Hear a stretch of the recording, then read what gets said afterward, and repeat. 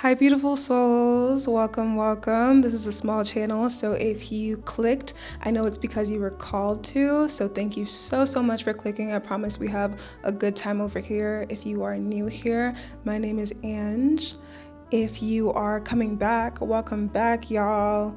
I'm back on YouTube. Life was two-piecing me for a second, but we back, baby. So today we're going to be talking about 10 signs your girlfriend actually hates you. I have friend in parentheses because this can be a female friend or this can be a girlfriend, a romantic partner. It's all about internalized misogyny, right? So it's that jealousy, that competitiveness that really stems from the mother wound, and this can be triggered and pop up in any relationship between women. If you have noticed any of these signs, I call them pink flags because they're really red flags, but for me at least, because of how much I love women and how much grace I've given to women, like these red flags were looking like pink flags in the moment, but looking back, I understand that they were red flags, and I want to share them with you so you can also notice that they're red flags and distance yourself from this person if you need to, or reevaluate the relationship. So let's get into it. The 10 signs.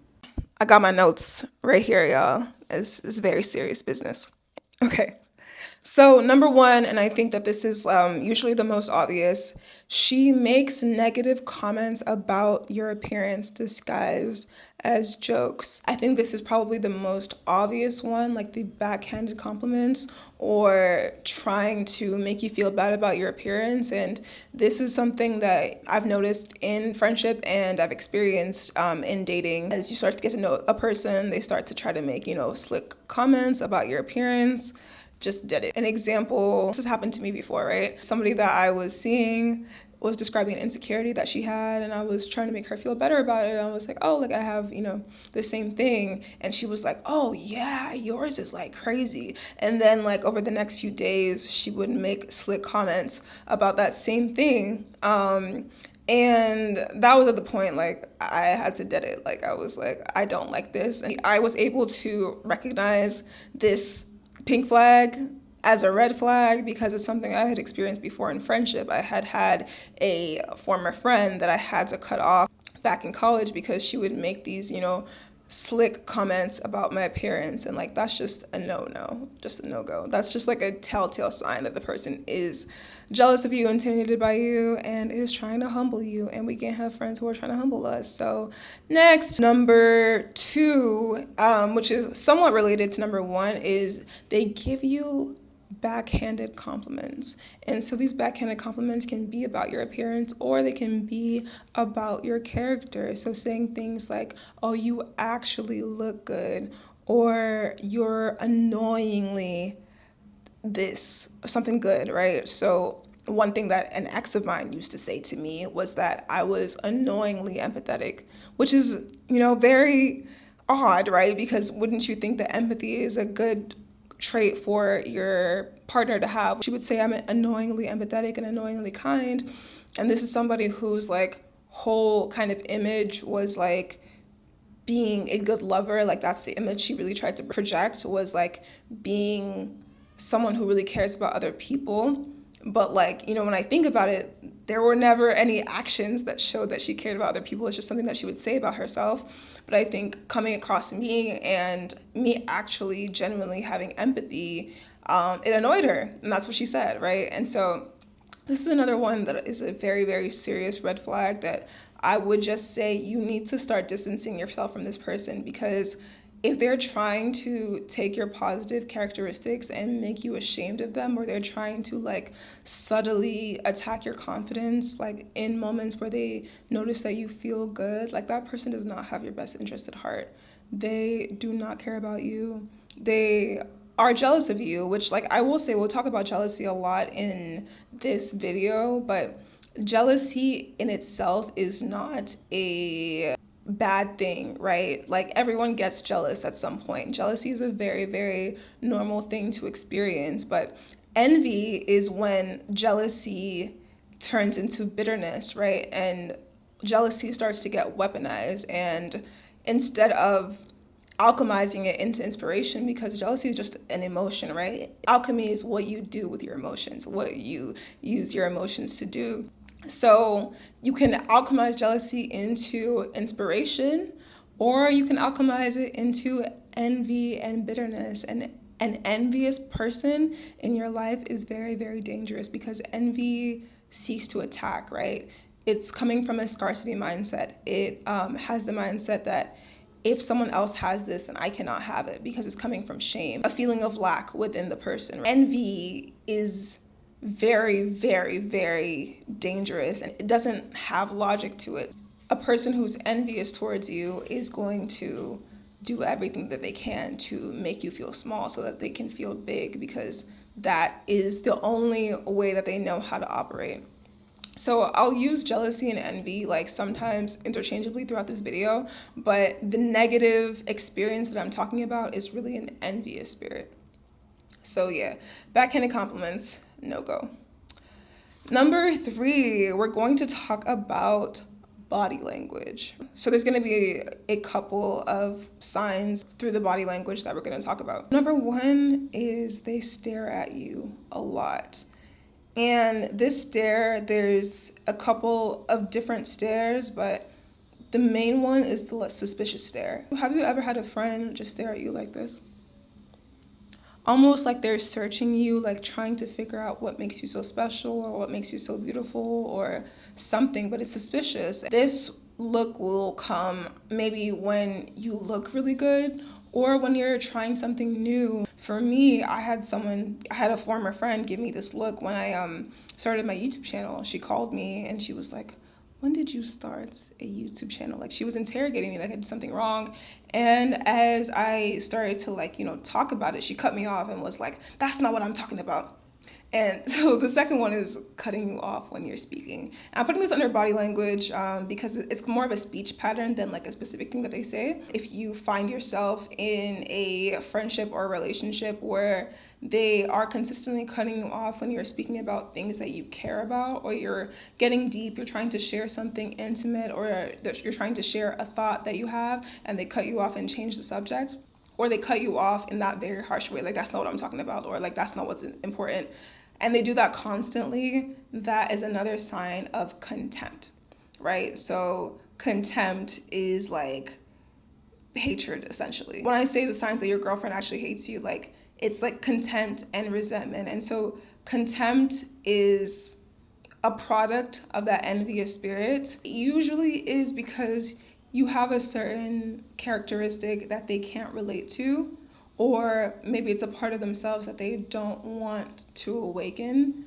that you are very comfortable with. And this can be a lot of different things. Like, so for me in this example, right, it was me having the courage to put myself out there that was triggering this person, and made them give me this interrogation and like cut me off in a way to kind of put me down and make me feel small. And to be honest, like the energy that was directed at me was so intense that, like, although I knew I wasn't doing anything wrong, I feel like it definitely like did put me off a little bit, because the energy was like, who do you think you are? But it's like, yeah, I think I'm a YouTuber, and I am, and look at me here now on YouTube. So yeah, be very, very wary of the spirit. Like, when you start something new, when you look good, your friends, people who love you, will be excited. They'll be happy. They'll be joyous. They'll be like, oh yeah, girl, you're eating. They shouldn't stare at you suspiciously or cut you off when you're speaking. Another telltale sign in body language is them rolling their eyes or sighing, either when you set a boundary or when you talk about something that's important to you, or when you talk about your emotions. So I had a friend that really used to dismiss me constantly, using this method. Like, when I would talk about things I was passionate about, when I started to talk about myself working on my music or working on my craft, she would roll her eyes, she would cut me off, or she would do a deep sigh. She also did this to invalidate my emotions a lot. So like, if I was talking about someone I was really excited about, a connection I was really excited about, or even sometimes something that hurt me or a fear, she would roll her eyes, and it was really hurtful. And this is a sign It's a sign of contempt again, but this particular one with reaction to my emotions is like I said, a part of me that I was, vulnerable enough to share that she wanted to dismiss and shut down because this person wasn't comfortable with her vulnerability, wasn't comfortable being honest about her emotions, or I don't know aspirations. Maybe there were aspirations that she had buried and tucked away, and here I am going after my stuff and talking about it confidently. And so whenever I was doing that, the eye rolls would start, the cutting off would start, the deep sigh would start, as if I was doing something wrong, So that's another sign of body language. All of this, it's not normal. I think sometimes when you are in relationship with someone for a long time and you kind of get used to these things and you're like, oh, that's just the way they are. But we need to stay away from that's just the way they are friends. If you find yourself constantly saying, oh, that's just the way they are, or having to justify their actions with saying, that's just the way they are, you don't need to be friends with that person. They don't like you. That's not just the way they are. And if that is just the way they are, if it's hurting you, if it's disrespecting you, then that means they need to be that way away from you. I had to decide that if that's just the way you are, you need to be like that away from me. We don't do that's just the way they are friends anymore. That's it for body language. That's what I've experienced. I can only really speak on what I've experienced directly, but if you've experienced other weird body language, please put it in the comments. I want the comments to be a very collaborative space. If there are any red flags that I miss, any pink flags that I miss in this video that you've experienced, please put them down, because the point of this video is not to bash anybody specifically, but so that we can protect ourselves and protect our spirits, because toxic female relationships really can damage your spirit, honestly, because of how close we hold each other as women. We don't want that. We want to be free. We want to be happy. We want to be joyful. We don't want anyone to steal our joy.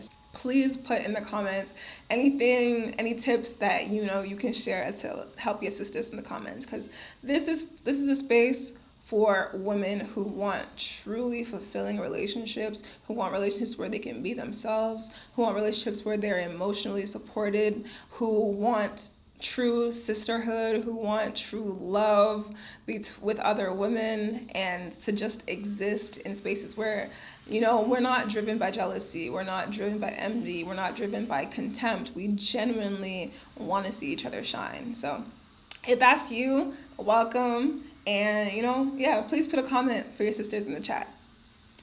Okay.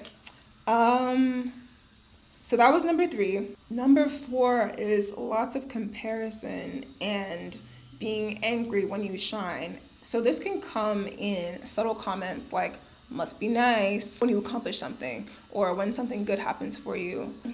I had a friend say, yeah, things have a way of working out for you, but it was in a very contemptuous way, almost like she was annoyed that things worked out for me, which isn't a way that a friend who loves you should feel about you. You know what I mean? So these are some signs. That's the comparison. Also, little jokes.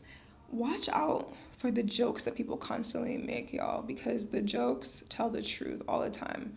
So if there's a joke that someone is consistently making, that's how they feel. And so this same person used to joke, you think you're better than me? Every time I shared something, almost every time I would share something good, is you think you're better than me? You think you're better than me? And I would laugh it off because it was a joke that I saw as a quirk. But looking back and, understanding the events that unfolded even after this, it's oh no, this is how this person felt about me, that I was better than them. And it showed in, the suspicious glances and everything else about that. So just watch out if they, just watch out for these signs of subtle comparison. Sometimes it'll be more overt. You'll be talking about something, they'll be excited about something, and they'll Brene Brown had a good example of this in a video that I watched of hers recently. Like, let's say you get a promotion and they're like, oh, I could never handle all that pressure. Like, doing little things to kind of put fear in your dreams, your accomplishments, or what you're doing, very unhealthy. We don't like it. Number 5. And this one is real dangerous. If you notice this, you need to run because this person hates you. This person actually hates you. Number 5 is they seem to find joy in your sadness and they're not happy when you're happy. If you've ever been, venting to someone or really vulnerable with someone and you're sad and you have a moment where maybe you break down or cry and they're comforting you, but something feels off, it almost feels like they're gloating. You need to be very watchful because this person does not have good intentions for you. And I will give an example. Like, I was going through heartbreak and I was, really sad and I was crying to a former friend of mine, someone who called me their best friend. And she looked at me and, in the midst of me, just down, she was like, well, it's nice to see you like this. She said, well, it's nice to see you like this, not pretending like everything is okay. And at the time, I didn't know what to think of it, so I just kind of left it. But it's like, looking back, it's like, what do you mean? Why would it be nice to see me sad? And what do you mean pretending? Like, I was happy, and now I'm going through heartbreak. Why does that give you joy? And I did feel a little bit of gloating from her. And another way that you can tell that they are secretly taking joy in your happiness is that they will add salt to the wound.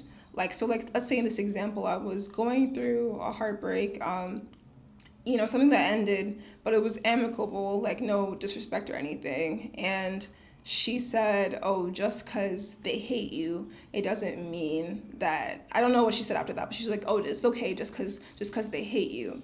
And I was like, why would you say that? This type of person will add extra feelings, extra pepper. Pepper is what we call it in Nigeria. They add extra pepper to the story to kind of like rub it in to make you feel even worse. I also had an ex who, in a moment where I was crying and I was upset because I had a show and people did not show up who said that they were going to show up, and I was just upset about like people not showing up for me. And she said, oh, it doesn't mean that you're not good enough and you're going to fail. And I was like, wait, whoa.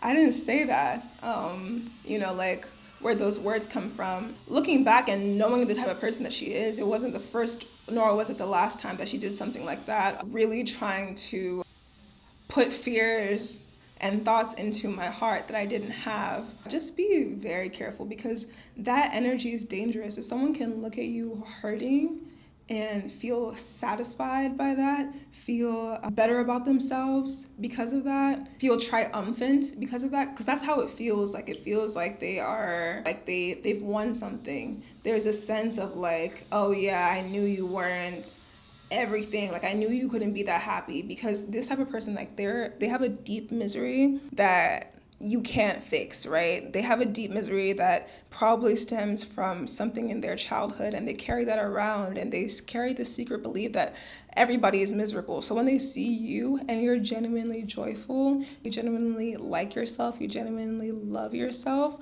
it angers them, and secretly they want to see you fall. They want to see you break down so that they can prove like, oh, haha, I knew that, deep down you're just like me and you're just miserable as well. They want to prove that your joy is an act because they don't think that joy is accessible for them. And that is very, very sad for them, but it's not something that you need to stick around for, because they will try to damage you. And that's not a friendship. That is an enemy. That's your enemy. And if it's your girlfriend, this is a romantic relationship, you need to run, because this person is going to try to sabotage you. It's a very, very, very dangerous dynamic to be in. Okay. So yeah, that's number 5. We talked a lot about that, but yeah, I had to drive that one home because that shit is serious. Number 6, they share vulnerable information that you told them in confidence with others as a way to humiliate you. Y'all, you know, we all have other relationships outside of our friend or outside of our girlfriend. We have friends, we have family that we talk to, and occasionally you talk to your other friends about your friend, or you talk to your partner about your friend, but usually it's just like light information, like, oh, I went to this and that with this person, or it could be, a funny story.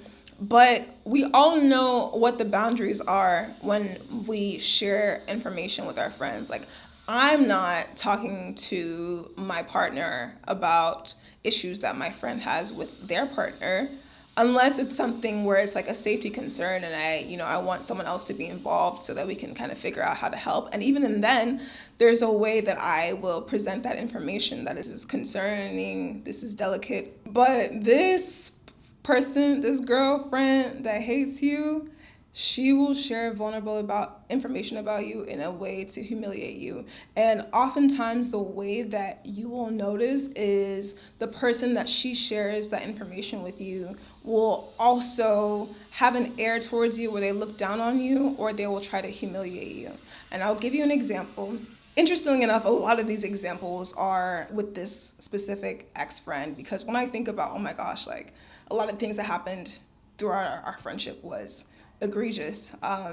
But the same person who I just mentioned, who who was really suspicious about my YouTube channel and everything, I shared with her something really, really vulnerable that honestly I never told anybody else. Like, to this day, I haven't told anybody else.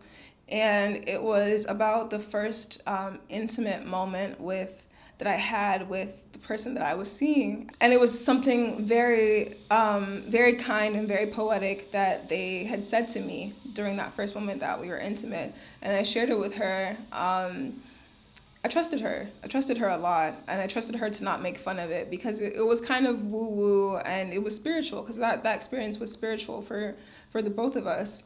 And I shared it with her. Maybe a few days later, I'm on FaceTime with her, and her boyfriend is in the picture, and they mention it, and they like kind of giggle about it. And I'm like, wait, what? I didn't tell you could share that with him. She's like, oh no, like I just wanted to, like, I just thought it was cool. Something that made it sound vaguely positive. I'm like, okay, cool. Still like, I didn't like that you shared that, but like, whatever. Months pass, and me and that person, are kind of realizing that we are not compatible for a relationship. So we're parting ways. And so I call the same friend, obviously like sad about it and kind of just trying to explain the situation. And her boyfriend is there again, and he brings up this very personal thing that I had told my friend months before. And he's like, I guess that wasn't enough, huh? And laughs about it. And she laughs too. And I'm like, that wasn't cool. I didn't like that. And she's like, he was just joking. Da-da-da. I'm like, no, I didn't like that. She quickly changes the subject. Now it's like, not only did you share this in confidence, but how was that at the forefront of your boyfriend's mind to the point that he thought of it so quickly, and he was so comfortable to say that to me? Like, that disrespect is so far and so personal, and it was so casually brought up, and you laughed at it so quickly that it's like, I realized, oh, they must talk about this a lot, right? Like, they must, for that to be at the forefront of his mind, this is like an inside joke for them. So something that was so precious that I shared with her was an inside joke for them. And, maybe there was envy with him too, of like, not being as poetic or whatever, that he was also gloating in my face about the end of this relationship that was so precious to me, and where this, very very kind thing was said, they were laughing at my pain together. And it's like, wow, like this must be something that you guys do regularly. Like you and your boyfriend sit down and laugh at my pain. And that's what I am to you. I'm entertainment. Number 5, right, was like taking joy in anybody who is using personal things that you told them as a means to humiliate you with other people in their life does not care about you. At best, you are entertainment in their life. At worst, they are actively trying to bring you down. They're actively trying to make you look crazy. They're actively trying to humble you and bring in other people to humble you. And that is not somebody who loves you. Please stay away. That's another one. Please stay away from this person. They're not safe. This is not a safe person to share information with. This is not a safe person for your vulnerability. And you deserve to be safe in your close relationships. Those are the places where you should be safest. A friend who loves you will keep your vulnerability like a gift. They will hold it as a gift. They will be honored to hold that space in your life, and they will treat it with so much care and so much respect. And if that's not what you're experiencing, then please reconsider.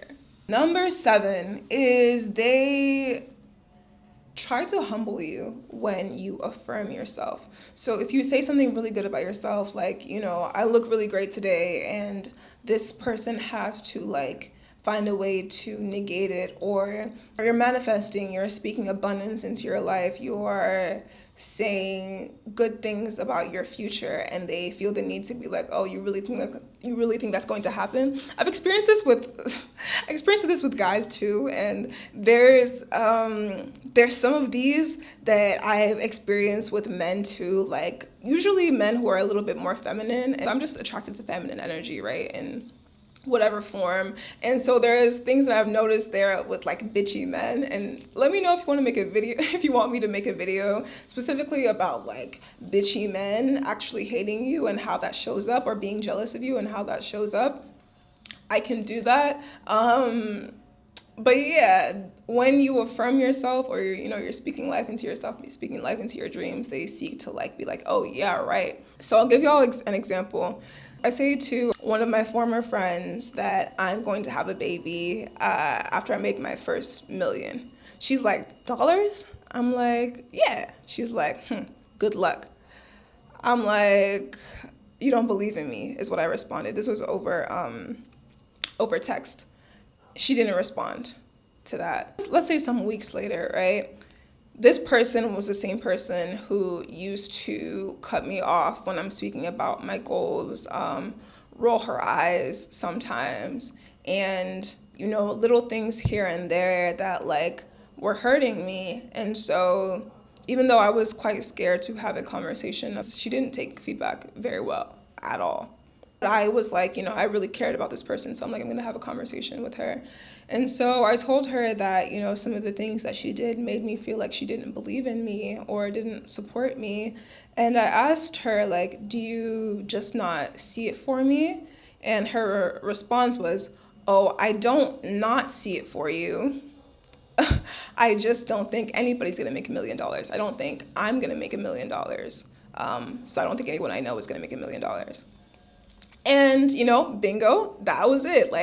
The issue with me saying I'm going to make $1 million is that she didn't think that's something that she could achieve. And, maybe there's a paradigm of where she thought she was going to make more money than me, or she was going to have the most money out of anybody that she knew. So she couldn't affirm me saying I was going to make $1 million because she didn't want that to be my reality, right? And I had this conversation with her. She did kind of apologize, and then she said that statement about, I don't not see it for you, but I don't think anyone's gonna make $1 million. And just a few days later, she sends me a TikTok about how much influencers are making, and it's almost $1 million, right? And so at this point, I'm like, okay, yeah, but you don't think I can make $1 million? She says, not today. She's like, not today, please. Do I know any of these people personally? So mind you, we've just had this very vulnerable conversation, where I'm like, hey, I just really need my close people to inject faith into my dreams and not fear, right? And so this was a perfect opportunity to be like, you know what? You can do it, girl. Nah, she dismissed it and doubled down on like, yeah, this not gonna be for you because I know you personally. And I cut her off. I cut her off after that because I sent her a message and just said I needed space because I've come to understand that words are spells when they come from your intimate relationships, right? And I don't mean spells in the sense of like cauldrons and that someone is in their house doing spell work and they're writing your name down on a paper. But your close relationships, are your energy field. So these are the people that you're sharing your vulnerability with. These are the people you're desiring to be seen by. So if they are speaking negativity over your life, if they are putting ceilings on what you can achieve, you start internalizing that. And so the voices that you hear every day start to affect your inner voice. And because I'm now in a place where I take myself so seriously, I take my art so seriously, I take my craft so seriously, I take my future so seriously, I know what I see for myself. And although not everybody is going to get the vision, if you feel the need to negate the vision that I have for myself, that is a spell. And you're not the type of witch that I want around me. So I had to get that energy away from me. And that was me also showing dedication and commitment to myself, right? That was when I think about this, because this was a very close relationship. I talked to this person every day, and it hurt to let this relationship go. I had known them for almost 10 years. It hurt to let this relationship go, but that was a sign of commitment to the person that I'm going to be. To say that if you are telling me that I can't be this and that my relationship with you, the fact that I know you personally, is going to be the reason why I can't be who I know I'm going to be, then you've said it all and you need to go. When you affirm yourself, even if you're delusional, even if it was delusional, and it's not delusional for me, I can say that it's not delusional for me, and I don't think it's delusional for you either if you're here, because I know my gifts. I know how good I am at what I do. I know how talented I am. I know how skilled I am. I know how hard I work. So it's very possible for me to make $1 million. In fact, that is the floor. That's a ceiling that's going to become the floor for me. I can do so much. But even if, I was just speaking and it was just delusional, there's no harm in saying, yeah, hell yeah, like, let's get out the hood. You know what I mean? Amen. Even if you, like, in church, they'll say amen. In Nigeria, we say that a lot, like, regardless of what religion, you just say amen. I hope so. Wow, that would be great. I hope it happens. But no, you feel the need to negate and bring me down and humble me and let me know multiple times that you don't think it can happen for me. That's a spirit. That's a sinister spirit. That's a contemptuous spirit. And if you feel this energy around you, get it away from you, because you don't need anybody blocking your blessings. You don't need anybody blocking your blessings. And they don't have power to block your blessings unless you're letting their voice bring you down and dampen you. And by releasing yourself from that relationship, you release your potential and your future from being affected by their voice, by their ideas of you, by the ceilings that they have put on you. If you are a woman with big goals, big dreams, you need and you deserve to have people around you who speak life into you, who speak faith into you. That is what love looks like. Love looks like, even though maybe I have fears, I'm not going to put my fears on you. I have questions. I'm going to be curious and open because I want the best for you, and I'm going to speak the best for you. Even though I don't know how it's going to happen, I still want it to happen for you. And if that's what you want, then I want it for you too. That's what love looks like. That is what love looks like. And you deserve that type of love. Number 8 is they seek to disprove your confidence or your principles. So when I spoke earlier about the friend that was like, it's nice to see you not pretending everything is okay. Things like that. Like, because I walk around genuinely confident and joyful most of the time, there is a part of her that wanted to prove that that wasn't really me. Another example I'll give of a former friend, I make music. I'm an artist, so I make a lot of different types of music. I'm dropping a mixtape very soon. Shameless plug. It's called The Ange. It's kind of like a tour through like what I've been doing for the past 5 years and kind of my growth as an artist.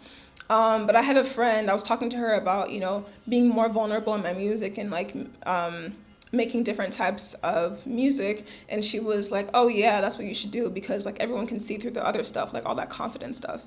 And I was like, "Huh, see through? Like no, that's like a part of me too. Like that's genuine. Like that's how I be feeling." And she was like, "Oh yeah, right." And it's like another classic case of projection, right?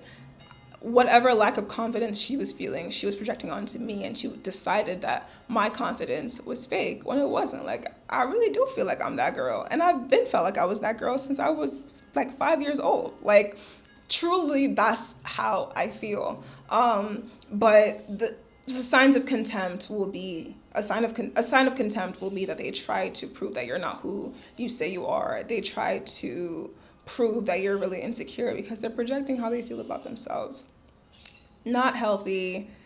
This is something where like again, at my age where I am now, I'm 27 and everybody's grown. Everybody around me is grown. So it's like you know better, you can do better.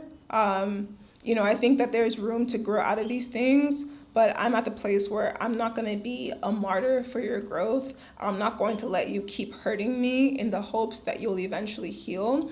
A lot of times, the best thing you can do for someone's healing journey is to leave their life so they have to deal with the consequences of their actions.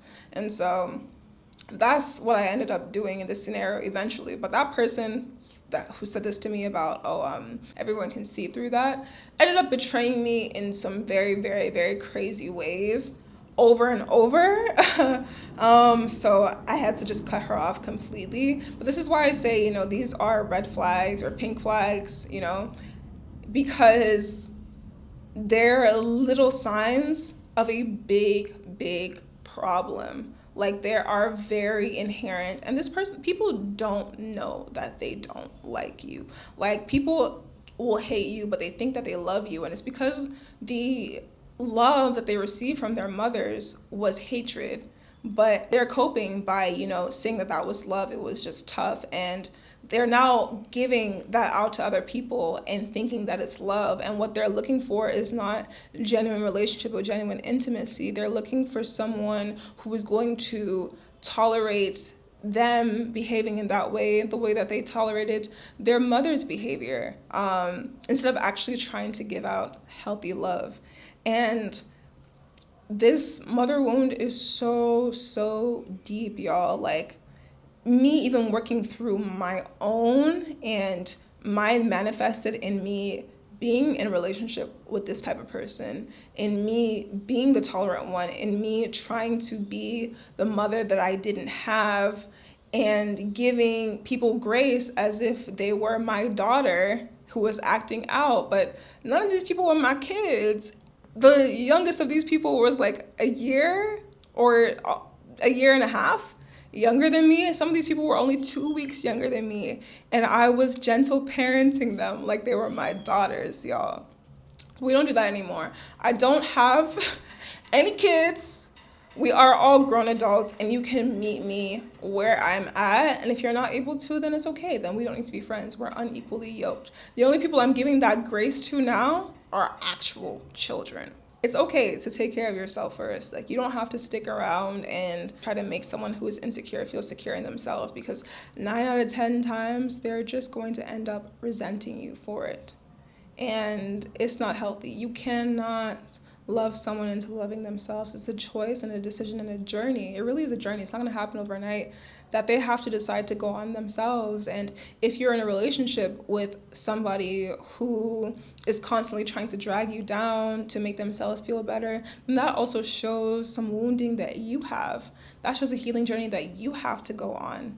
So that love that you're trying to give to people who are hurting you, take a minute and just give that to yourself. That's what I've been doing. That's where I've been at, for the past 6 months, just giving myself the love, pulling back the love that I was giving to emotionally unavailable people and emotionally unavailable friends or emotionally unavailable partners, and giving it to myself. And it feels good. I've been giving it to my inner child. I've started to think of myself as my own daughter. I've been thinking about and it's really helped. If you struggle to kind of separate yourself from toxic friendships, toxic relationships with other women, something that has really helped me is thinking of myself as my own daughter. And because when you see younger kids or things that your mom might have told you when you were younger, like that's not your friend, but you don't see it face to face because you're in the relationship, right? It's hard to see the frame when you're in a picture, but now the picture's faded, bitch, I'm done with ya. If my daughter came to me and told me that she had a friend who rolled her eyes at her every time she talked about her goals, what would I tell her? And I'm like, I would say that's not your friend. And it's helped me really stand my ground and not feel the need to go trying to make up with people who hurt me. Because I'm like, if this was my daughter going through this, I would tell her, leave them people alone. Leave those people alone. I deserve that love. My inner child deserves that love. My inner daughter deserves that love and deserves better friendships, better relationships, healthy relationships. That's what I want for her. That's what I want for me. And that's what I want for you too. We deserve healthy relationships, y'all. Not just romantic relationships. We deserve to have all of our intimate and close relationships to be healthy and loving and joyful and kind and supportive. We deserve it, y'all. Number 9 is they seek to define you or they're threatened by your complexity. Now, this honestly, I feel like shows up pretty quickly. So this is one of the first red flags that if I think about it, I recognized in all of the unhealthy relationships that I've been in. People, when they meet you, have an idea of you in their head. And if you're a very complex person, you're a layered person, you typically approach people with an understanding that there's more to them. You approach people with curiosity about who they are, and you're willing to learn more about who they are over time as you get to know them. But people who have a very fragile sense of self, they operate mostly in their ego and not their soul. And y'all let me know if you want me to make a video about the connection between the soul and the ego, because I have a lot of thoughts about that, a lot of thoughts about intimacy and attachment. So let me know if you guys want to see that. But people who really operate in their ego usually have a very fragile sense of self and a very one-dimensional sense of self, because their identity is usually, whatever has been projected onto them by their parents, or it could be the identity that they assumed to cope, right? And it's very something that you could put on a piece of paper or on a picture. It's very, one-dimensional. So this type of person, when they meet you, they will categorize you, and they will categorize you based on how you appear, your look, or maybe the first impression, the first things that they say about that, the first things that you tell them about yourself, or the first things that they see you go through. And when they get to know you more and you are a complex human being and you kind of try to show other aspects of yourself, they will be quick to dismiss it or deny it or be like, oh, or seem irritated by it. Sometimes it'll be an irritation because this type of person also wants to be the person who knows you best. They're in a competition to be the person who knows you best. So when you try to correct them on a misunderstanding that they have of you, they get very, very offended, irrationally offended. Sometimes they get angry. I'll give you a very, very simple example, right? My eyeshadow combo, I just do a very natural eyeshadow look. Which is my everyday eyeshadow look. And I had an ex comment, it must have been such an exciting, it must have been so exciting for you to find this eyeshadow combo that works for you. And I was like, oh no, not really. I just, this was the black girl everyday makeup look. And if you were on YouTube in 2014, there were so many everyday makeup, back to school makeup. I was in high school in 2014. back to school makeup tutorials on YouTube, and all the black girls would do like, you know, a little orange in the crease and then a neutral on the eye, and that was it. So I was like, oh no, not really. Like I was just following the tutorials and that's what everyone was doing. And she got irritated. She was like, oh no, but it must have been like really, really like such a happy day. And I was like, no, not really. I do have certain makeup things that like were a really big moment for me. Like when I learned how to do my concealer for my specific under eyes, that was really cool. But she was like annoyed and she like gave me an attitude after that. And I was like, why are you mad? Another one was a former friend who just used to like really speak on my emotions as if she was the one experiencing them. And when I tried to correct her on like my perspective, she got mad at me. Like she didn't talk to me for a couple days because I was like, hey, like I need you to not be speaking on my experiences with so much authority. She said, oh, I be knowing about everything. And I was like, no, you don't be knowing. You think you know, but like you miss a lot of nuance. And she got really upset about that. Didn't talk to me for a few days. And, you know, and then ended up yelling at me, which was crazy. But yeah, this type of person, even if they've only known you for a few months, in both of these situations, these people had known me for less than a year. Sometimes that first one with the eyeshadow, I think that she'd only known me for like 2 months, but they really want to quickly be able to define you. And I think this also stems from a desire for predictability because maybe they grew up in very chaotic, emotionally unstable households. And so they're seeking predictability. They want to very quickly have the ability to predict your behavior so that they can feel safe. And so they lash out when you show more complexity. But like they're not supposed to be your fortune teller. They're supposed to be your friend, right? Your job as a friend is to be there and be curious about your friend's experience. Your job is not to be their fortune teller.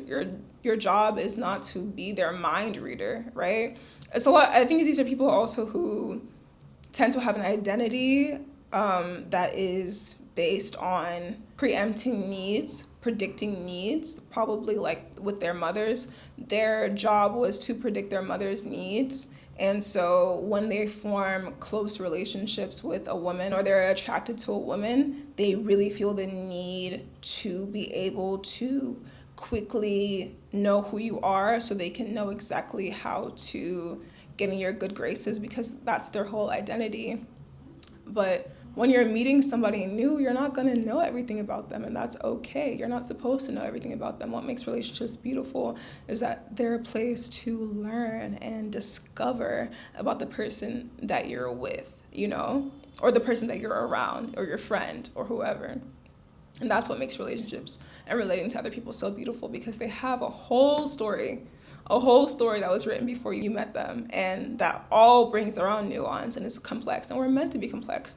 You're not supposed to be one-dimensional. You're not supposed to be so easily definable. You're not supposed to be the same person for a long time. Those examples that I gave were people who I had very short relationships with. I hadn't even known them for a long time, but this can also happen with people you've known for a long time where they attribute old habits, old patterns. They see you as the same person that you were when they met you, even though it could have been 5 years ago, it could have been 10 years ago, or even those habits or those things that you have a better understanding of where they come from now, but this person doesn't really take in any new information about you, and that makes it very hard for them to be friends with the current version of yourself. And usually that also stems from a fear of you outgrowing them, right? They don't want to see you for who you are.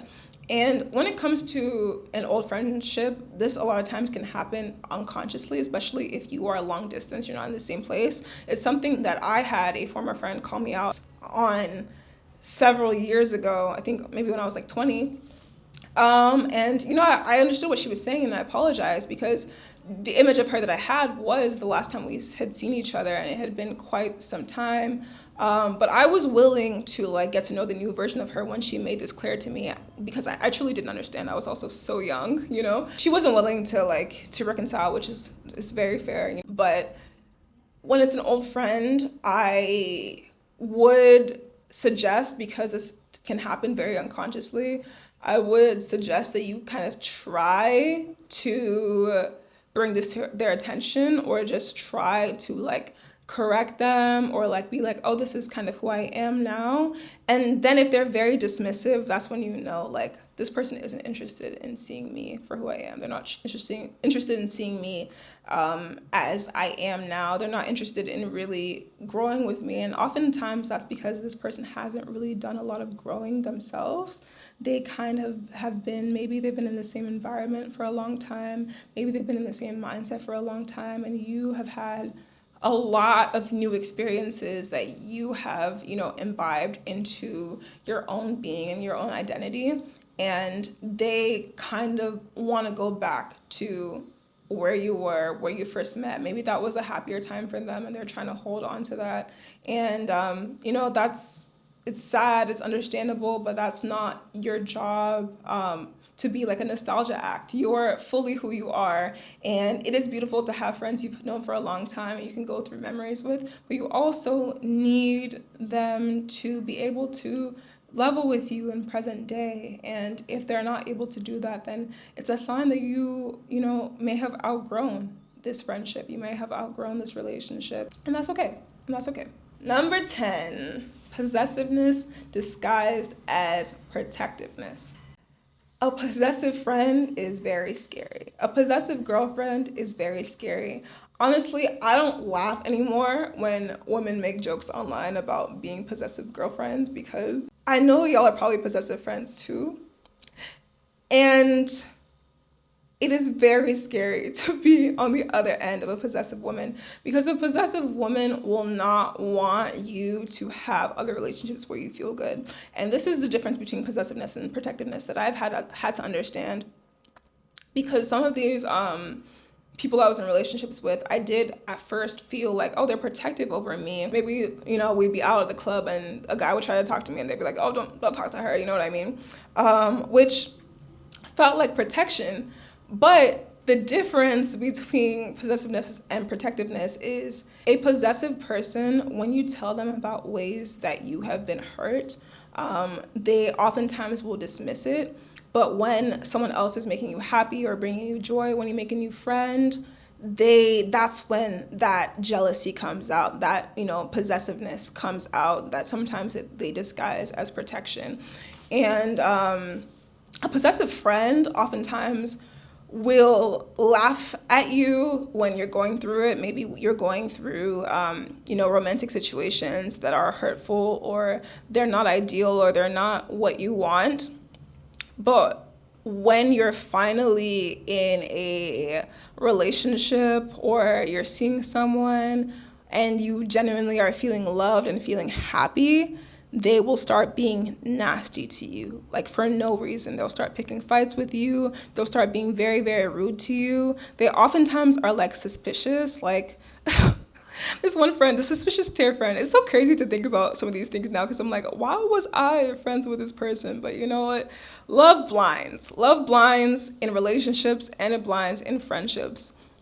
But when I was with the person that I was seeing at the time, and she would call me and I was at their house, she'd be like, where are you? Where are you? Who are you with? This is another thing about these possessive friends. Like, sometimes it can be like a lighter possessiveness, like they get nervous when you make new friends and they kind of like will always make a comment about you making a new friend and leaving them. But this is also the thing about jokes, right? Like they always tell the truth a little bit. This possessive friend, a lot of times they will want your location and they'll be looking at your location all the time. And there's nothing wrong with having your friends' locations for safety purposes, but if they're like always checking where you are, it definitely can be a red flag. So I would watch out for that. If that, location checking is also coupled with like negativity when you have new relationships, it's not normal for your friends to not want you to have other friends. Like, they should be happy, especially if, you move to a new place or you're in a new city. Like, people who love you are going to be happy. Like, oh my God, you have people who support you. Like, A protective person is just going to want to make sure that people around you are being kind to you. They're not going to want to make sure that you have no one else around you. Sometimes these possessive friends are people who are attracted to you and are struggling with their attraction. And so that's why sometimes they'll come up. Y'all let me know if you want me to make a video about DL women, because sometimes these signs that I'm talking about of like jealousy and envy and contempt, sometimes they are coming from a sexual attraction that the person doesn't want to deal with. And so they are expressing it as contempt, they're expressing it as anger because they don't know how to deal with their emotions. And like, yeah, a lot of women who operate in this way are DL. Let me know if y'all want me to talk about that, because that's a whole other video. But yeah, possessive friends sometimes is somebody who like low-key wants you, and that's why they get like so nasty to you when, you know, you're in love. They don't want you to be in love. They might have a whole man themselves, but like they are in love with you. You know, it's weird because this phenomenon can be like either they see you, they're attached to you like a mother, or they're attached to you like a romantic partner. But all of these are unhealthy attachments, right? Because you're neither of these things, but even if you were, you don't want a romantic partner that acts like that towards you, you know? So this is not me saying, oh, like they're attracted to you, so you probably should just date them. No, they will be worse. They will be worse as a girlfriend. Trust me. So yeah, possessiveness is a no-go. Yeah, that was number 10. So those are the signs that your girlfriend actually hates you. If you recognize any of these in any of your friendships, that person who kept popping up in your head as you kept watching this video, I would just take the time to reflect for a little bit. And if you feel the need, if you feel that they will receive it, well, you can have a conversation with them. But some of these, especially the ones I highlighted as especially dangerous, the person is not going to take accountability. 9 times out of 10, they don't even have the self-awareness to know what they're doing. So my suggestion would just be to distance yourself slowly. That's usually the safest and least explosive way to go about it. However you go about it, just good luck, and just know that there's more love to come. I know it's hard sometimes to make new friends. It can feel hard to form close female relationships, and we hold them so dear. But I promise you, as you let these toxic attachments go, you'll find connections that really, really bring out the best in you, and that's what you deserve. With all my love, I hope you enjoyed the video. If you're still here, please like and subscribe, because clearly you like it over here. And I will talk to you guys very soon.